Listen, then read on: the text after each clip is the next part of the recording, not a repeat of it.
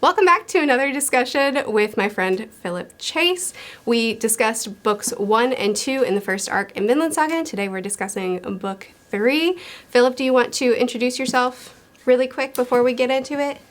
Sure, thank you, Murphy. I am Philip Chase, and I run a booktube channel that is dedicated to fantasy. And this is my first time reading a manga, and I'm loving the experience.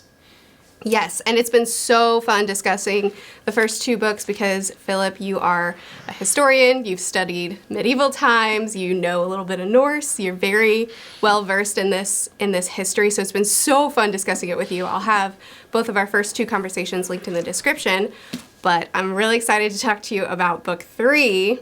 Kicking it off right away, is there anything that really stood out to you the most in this? Oh, wow. So the themes just so beautifully incorporated into here, and you see it immediately in the beginning where the very first chapter of this book, of book 3, which is chapter 29 of the arc, is called Father and Son. And it is just so... You know, it is a theme that it runs throughout the 4 books that I've read so far, and I think it's just so brilliantly done. You have the immediate relationship that is presented in the beginning is Sweyn Forkbeard, the King of Denmark, right, and soon to be King of England, and his son Knute.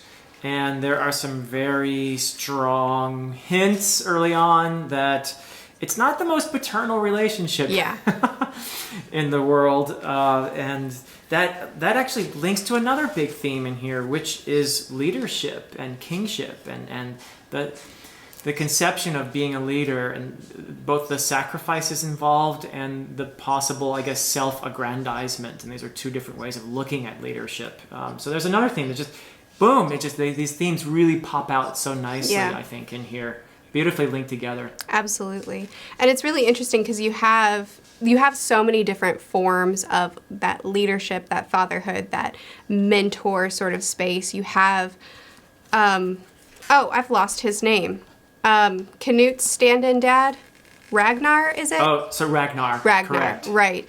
You have him who loves his son, like we discussed before, almost to the point of pushing him down, not pushing him to be all that he should be as a leader. Yes. Not modeling leadership to him. Yeah, that's a good way of putting it. He's a crutch. You have Askeladd, and then you also have the relationship with the monk and his heavenly father, with his faith. I completely agree. And you have Willibald, the monk, is having his crisis of faith, and that is something that affects Knute as well, because Knute is a Christian, and he's been accompanied all this time by this priest or monk who is an alcoholic, and that is one way that this priest has been dealing with all the pain and the suffering around him. And the fact is, these are very violent times, and a lot of people die and die horribly and without meaning.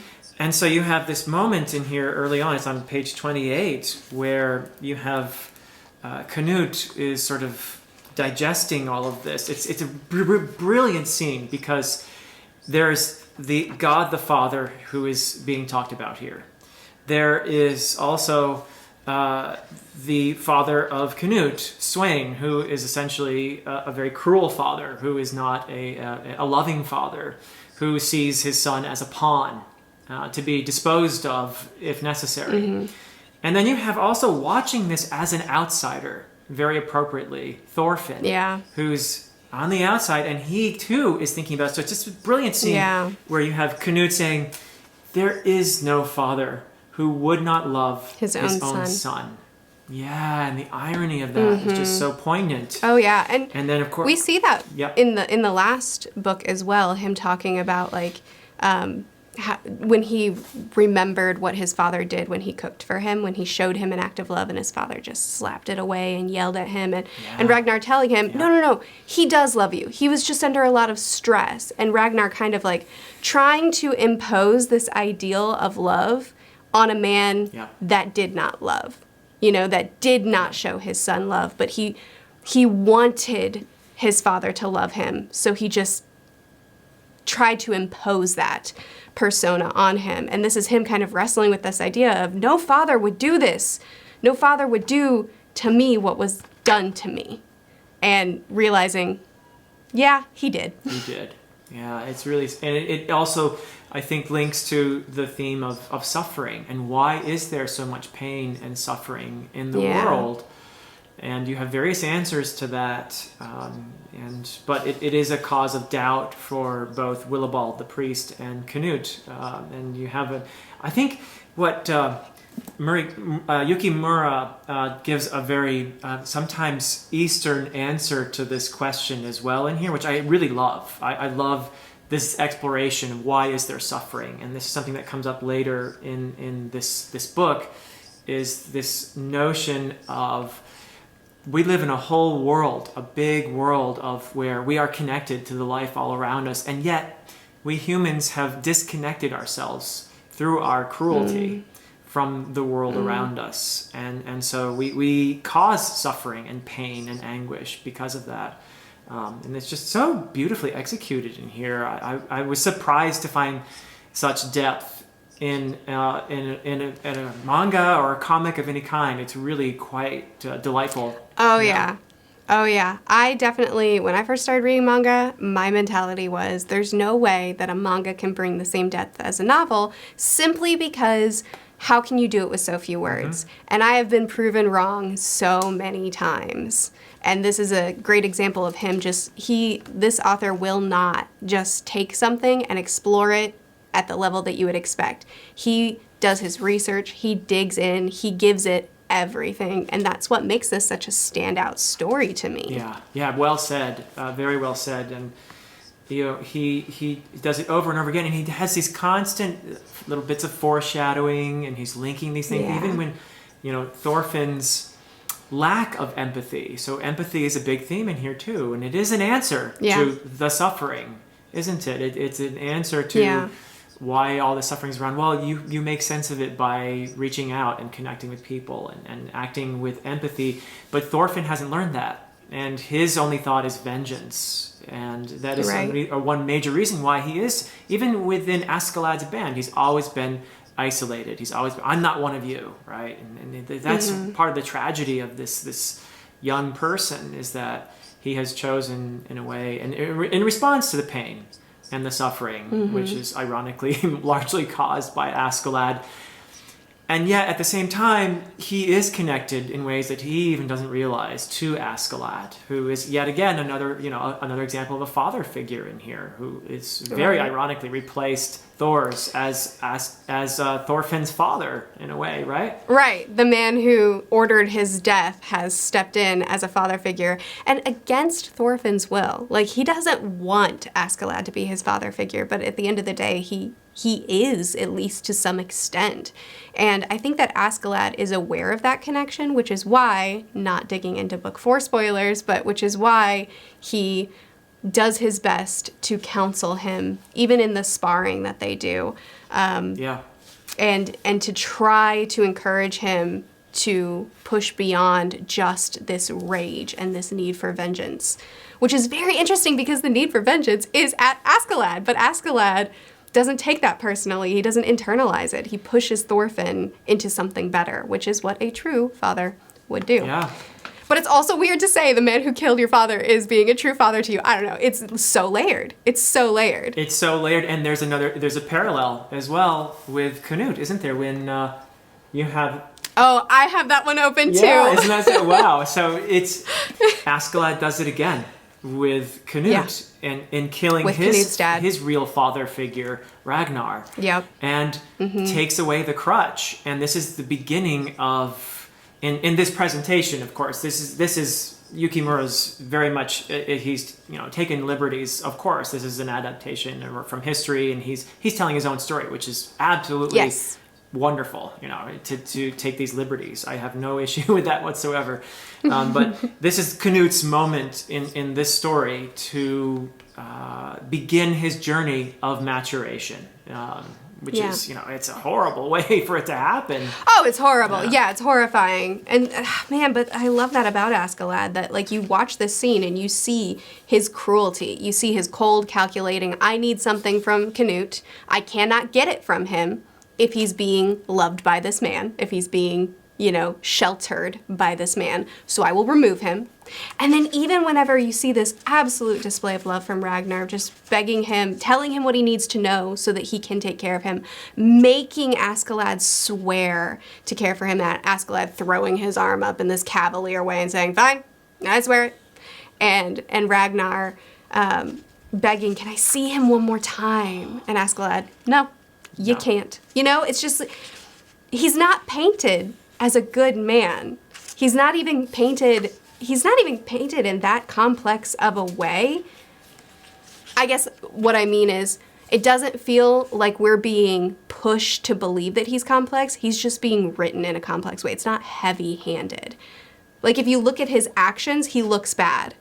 But we can see so much more to him to see that he's very, very layered. Very layered indeed. And his awareness of history, of the patterns that humanity falls into again and again and again. And this is, again, it's a bit anachronistic if you're going to be a stickler about the history and everything. But I love what Yukimura does here, because he has, and very skillfully inserted into the main narrative, you have all these flashbacks. And one of the more important ones in here is we really get more development of Askeladd's past. And we learn about his we already know about his Welsh origins, but he explains even more the whole history. There's that moment when they are torturing the English soldier, and he's telling this whole backstory about, well, you think we're the monsters, but actually you guys were the monsters to the native, the Celtic people who were here before you. And there's this repetition of invasion and atrocities and suffering. And we do it again and again and again and again. And you have Askeladd's deep awareness of this and his sorrow at it. And at the same time, he's very mercenary in the way that he chooses to deal with it. Oh, yeah, absolutely. His rationale of it's acceptable that I'm doing this because let's look at the history. I'm only doing the same thing as everybody else. Yeah.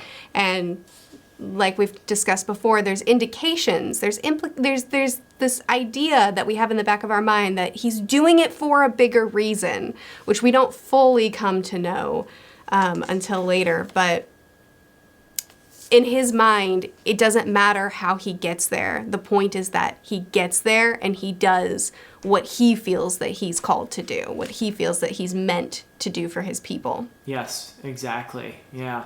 And he's a skillful leader. I mean, speaking of leadership as a theme, Askeladd is very, very adept at reading people, and there's an emphasis on that, and understanding people. And there's a moment when his followers start to abandon him because Thorkel is hot on their heels, and they realize that they're going to be probably on the losing side. And there's this whole bit about Askeladd's luck abandoning him, and you realize that this hasn't been luck all this time; it's been skill, and he's been very skillful at getting them out of certain situations, and maybe a bit of luck as well. But you have this moment when they realize, we're in trouble, and Askeladd doesn't. His reaction is, okay, fine. If you don't want to follow me, you're free to go, right? He reads people really, really well. And Thorkel's response is... no traitors. Exactly. And here you have these themes of, and these are really classical. Or no defectors. No defectors, exactly. Ooh, no defectors. Yeah, and there's this I know. bloodbath. But it's so well done because what Yukimura is doing here is he's really tapped into themes that are very prominent in Old Norse and Old English poetry and that sort of thing, which is loyalty. Loyalty is of utmost importance and honor and courage. And these people are unworthy in Thorkel's eyes. And Thorkel is he's old school. He's, he believes in these ideals absolutely to the max. I mean, he embodies them. He's this vivid, larger than life character who absolutely is wedded to these ideals of loyalty, honor, and courage. And yeah, basically everything that he speaks of the Viking beliefs of even, what you gain in battle is what determines, your eternity. And all that really matters is that, like that idealism, he is the embodiment of it. And you see all kinds of nuances of how far other people take it, but he's all in with that, which I think is a really interesting character. And you see him really thrive in that role. Yeah. Just like so excited for the battle and believing so heartily in honor in battle. Precisely. And you also have other examples of this type of loyalty. So Askeladd's troops abandon him, but there are two faithful members, and one is Bjorn. And I think that's an interesting relationship that's been going on there between Bjorn and Askeladd. But the other there was a Bjorn. Sorry, go ahead. What was that? There was a Bjorn in the Vinland sagas that you had me read. Oh, yes, indeed. Yeah. Sorry, go ahead. Oh, yeah, no problem. And then the other one is Thorfinn, ironically, who is faithful to Askeladd. With his own agenda, just the same as Askeladd. It doesn't matter what it takes me to get to my goal. I just got to get there. And yeah. Oh, man. How much of that, Murphy, do you read into Askeladd's motives of him? And of course, initially, it's I am the one who's going to kill this guy. I am going to be getting my vengeance, and nobody else better kill Askeladd. That's there. How much of that, though? How much of his motive then becomes, though, actual loyalty, where he feels Askeladd has become his father in a very, I mean, it's so, paradoxical and yet so compelling at the same time. I mean, at this point, it's not just, and maybe he's telling himself it's just vengeance, but really he loves this man too on some level, doesn't he? Oh, yeah. I think that the reader probably sees a lot more than he sees as far as that goes. I think that in his mind, it's about his true father. But we see that he's aware that he's not following what his true father wanted for him. It's not, Thors is speaking to him in his dreams, telling him, this isn't what I wanted for you. And yet he still pursues it. So it's really about himself more than anything. It's about, you hurt me, I'm going to hurt you now. And he's happy to have camaraderie, or he's happy to have a conversation with Askeladd that isn't filled with vitriol until Askeladd tries to be chummy with him. Right. Then he shuts it down. So I would say I would be shocked if Thorfinn ever does admit that Askeladd was somewhat of a father figure or a leader to him. But I think that it would be impossible for him not to admit that there was something more there. I agree. Yeah, that's well said. And it's also interesting to me how well Yukimura uses dreams in his books. There are quite a few important sequences. I think you have, of course, Askeladd inherits the dream of his mother in a bigger sense of the word dream. But you also have this really amazing scene. It's actually a sequence of scenes that are very much linked together. And one of them is Knute dreaming of Ragnar. And at the same time, what is simultaneously happening is you have Bjorn having his fight where he is the last loyal soldier of Askeladd against the traitors.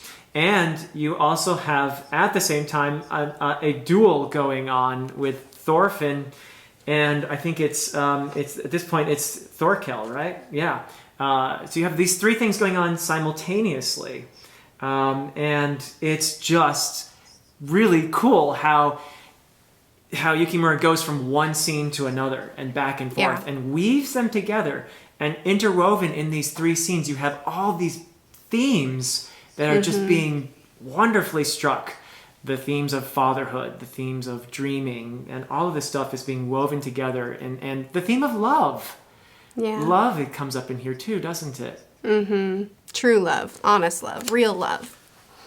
Yeah. Yeah, there's a whole question in here, I think, of what is love? And it goes back to the father-son stuff too, I think.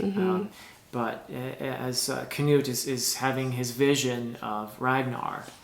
And I think that is a moment, again, where he is forced to let go, a moment of realization for him. And this is, you see this character, really, his eyes being opened here.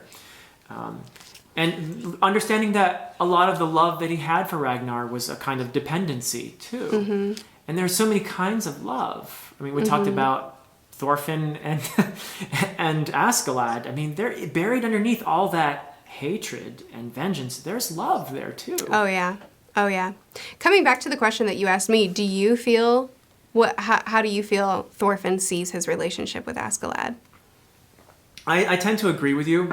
I think that Thorfinn is unaware of how much his relationship with Askeladd has evolved and how dependent he has become on Askeladd, and how his very purpose, his whole meaning in the world, his existence, has become Askeladd. It has, that's a good way of saying that. I hesitate to call it exactly Stockholm Syndrome, but it bears some similarity in a way to Stockholm Syndrome in a way. He has identified with the person who killed his father, and that person has replaced his father. But I don't think there's something also compellingly beautiful about it too, because Askeladd, as much as he's horrible and does terrible things, somehow Yukimura has me kind of pulling for the guy. So it's weird, but there's something very truthful though about how the thing that you obsess over, the thing that you fix your eyes on as your whole self, becomes something that you become so attached to, you know? And I think that that's a lot of what Thorfinn feels, is because Askeladd has become his whole life. He's become very attached to him in what I would also describe as a very unhealthy way, much like Knute and Ragnar. Their love for each other was genuine and true and real. It was a real love. Yeah. But it was also an unhealthy love to an extent, because Ragnar wasn't allowing Knute, or you put it the best, he was a crutch to Knute.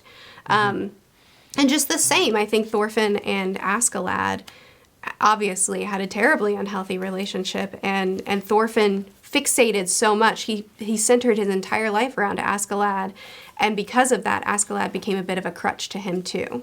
I agree. And yet, it's a bit like, I think sometimes when you have sports rivals. Like I'm a tennis fan, so you have people like Roger Federer and Rafael Nadal, who they're rivals. They're competing against each other for trophies and for titles and all of this, but they understand that this rivalry is part of who they are, and it's made them grow. It's part of their purpose for being in the sport. I got to try to beat this guy at this tournament next time, who maybe he beat me this time, but I'm going to get him next time. There's a bit of that. So it's a really interesting dynamic that you sometimes see, is that some of these athletes understand just how important their rivalry is. Right. For their own development, for their own story. So that's it's a bit very of something true. like that going on, I think, with Thorfinn and Askeladd as well. I'd really like to hear what you thought of the scene, because I was so shocked, Philip, when I'll just show you, when they're in this battle and everything goes south. It looks like Askeladd's going to talk his way through it. It looks like it's all, he's going to come out on top again. And I was waiting for the tides to turn. And when he got shot through with arrows and he couldn't stand properly, I was shocked that it went in that direction, that everything went so south. Yeah, it's brilliant. I mean, it's really brilliantly done. This and the previous, I would say, lead up to this as well. All of it is just so good, and it's tied again with that earlier scene where they begin to abandon him, and that is connected to Knute and also to the duel with Thorkel, and you have this realization on Knute's part about love, and I love this stuff leading up to the bigger battle that we're going to get to here, which is kind of the climax really of this book, I think. But I love the words on page 273 where Knute is talking about love. And this is something that he's sort of taken from the loss of Ragnar, and he's taken also from the priest, Willibald. And he says, I think I understand now. It's as though the mist enshrouding me has been lifted, and he talks about the snow, and that's love, right?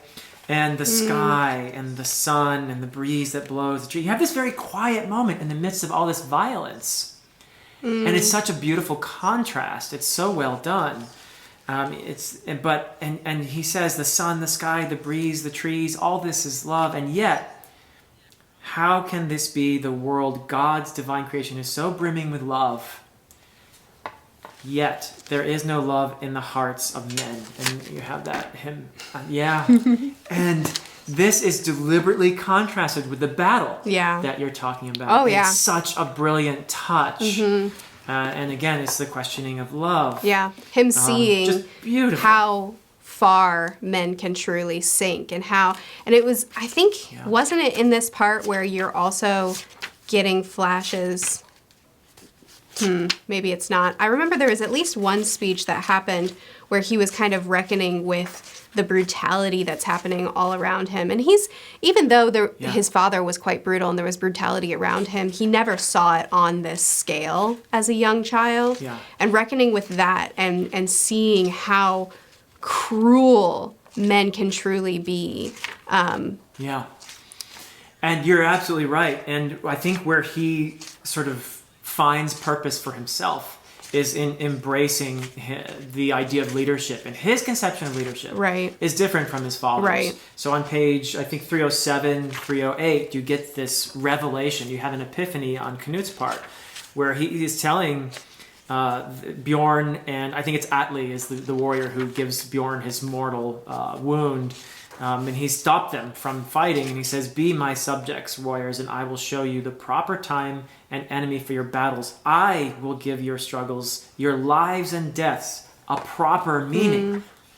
That is the calling of a king. And you have this, pretty epic picture of him with he's sort of being unveiled here in this moment where he understands, okay, this is what I can do as a leader. I can give your lives purpose in this world of suffering and pain. And that's a real pivotal moment for his character, I think. Sure, absolutely.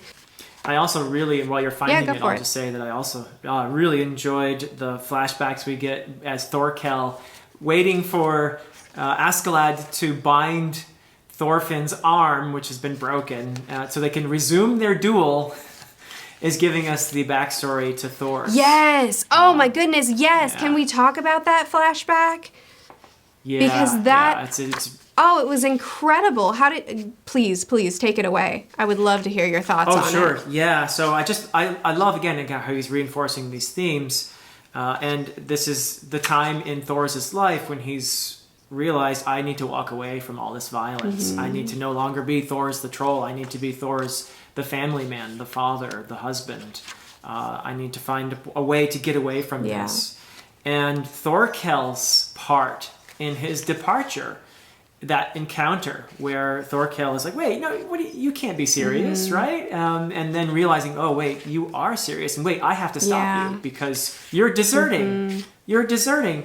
But there's a part of him that gets it. As much as Thorkel is so much about honor and loyalty and courage. And you would think that what Thors is doing would be the absolute opposite of all of Thorkel's ideals. And yet Thorkel somehow instinctively understands, no, actually what Thors is doing is in fact probably the bravest possible thing, walking away like that.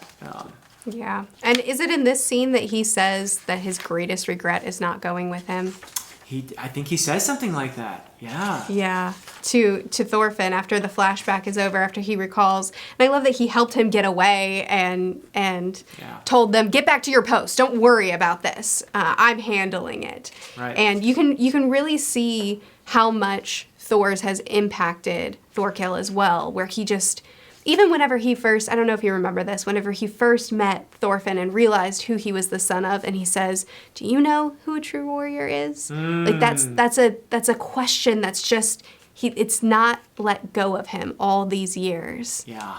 Because you can see, anytime he talks about his own ideology and philosophy, he talks about what a true warrior is and how you gain your name as a warrior and the glory of war.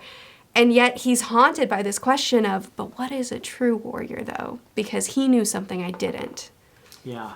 And that really tells you, wow, Yukimura was planning this stuff way ahead of time. Like he has done a really good job of foreshadowing and of skillfully weaving the themes into the plot of these books. I'm very much in admiration of that. I really appreciate it. And how much comes across in the visuals as well. Like you said before, great storytelling. Yeah, it can happen with words, but it can also happen with visuals. And you really see that in here. You really do. He really utilizes, I think the eyes are such a big factor for me, and you'll see it in the next arc as well, is he really illustrates how much a person changes in their eyes. And that's something so unique to this medium that I love so much. Yeah, and of course Thorkel loses an eye. He sure does. It's a pretty brutal scene with Thorfinn. Essentially, he's basically gone berserk, and he's after the duel is pretty much over, he had actually succeeded with Askeladd's help. He's burnishing his sword and shining it in Thorkel's eyes so that Thorfinn would have that opportunity. Dirty trick. A little bit of a dirty trick, but that's Askeladd for you, That's right? Askeladd, that's right. Any means necessary. And he's teaching Thorfinn at the same time. He keeps telling Thorfinn, use this, use your head. Don't just go with rage. You're going to keep losing. That's why you keep losing to me. You keep. It's like he's trying to teach him how to beat him, right? Well, yeah. Well, and that's what he utilizes, his ability to think around a subject and to really think through everything is what has made him so successful. And yeah, he's trying to teach Thorfinn that mentality of thinking through it, not just letting your emotions guide you. Yes. I love his reaction to this. This is the worst day of my life. This sucks. I'm having such a bad day. Yeah, you are, Thorkel. You are having a bad day. I mean, I lost this duel. I lost an eye. And yet he's all about honor in that moment, too, because his men are trying to take this little monster, this little devil off of him and do away with him. And Thorkel says, don't you dare. You would be insulting me if you did that. I lost this duel. Right. And therefore, this is the consequence. And so I love how he's absolutely dedicated to his ideals there. Me too. I completely agree. I think we see so much, even though he's someone who loves battle and who has no problem killing, we see so much honor in him, not only in this, but also in the next volume. And he ends up being a character that I thought when I first met him was just like this very shallow, fun guy to hang out with, and ends up with a lot of depth himself as well. Yeah, I can see that. And it's such an interesting ending to this book where you have, at the end, Knute, who has had these epiphanies, who's had these breakthroughs, asserting himself. And Thorkel sees something in his eyes, and there's that one panel where you have Thors and Knute side by side, and there's that same look, and Thorkel's like, oh, you've got it too, I see that. And Knute wins his loyalty. Yeah. He sees the potential that has been awakened in Knute. And not only does Knute win Thorkel's loyalty, but he wins Askeladd's loyalty. So that's a huge moment there. And he brings these people who were at each other's throats, the one chasing the other all over the place, brings them together. And that is, again, I think, a hallmark of leadership. And we know historically that Knute was considered one of the greatest, most capable kings of England ever. So it's a pretty cool moment to end this one with. Oh, yeah, absolutely. I think for me, Askeladd's moment of pledging fealty to him was... Yes, he still has his agenda, but I think to me that scene was him acknowledging, okay, I now see in you what I've been looking for, what I've been hoping to see in you. Because we know all this time he's had an agenda. He's been wanting to use him, but this was when he said, and there it is. There's the leadership that I wanted out of you. And And yes, it's still a pledge of fealty with an agenda, but I see that as kind of like what he did with Thors, where it was just an honest recognition of there's something in you that I want, which I think was a cool way to end it. Beautifully said. Yeah, there is a deliberate callback there to the scene with Thors, and by putting them, Knute, Thors side by side in that one panel, I think, yeah, you're absolutely right. So a great installment here, and I'm so excited to talk about book 4. Yes. Oh, yes. Okay, so for anybody watching this, like I said, the first 2 discussions are in the description. Our last discussion is going to be on Philip's channel, so that'll be up later this week on your channel, Philip. Go subscribe to him. Check out his channel. All of his content is good. And we will pick this up again in just a couple of days, well, right now for us, for the discussion of book 4.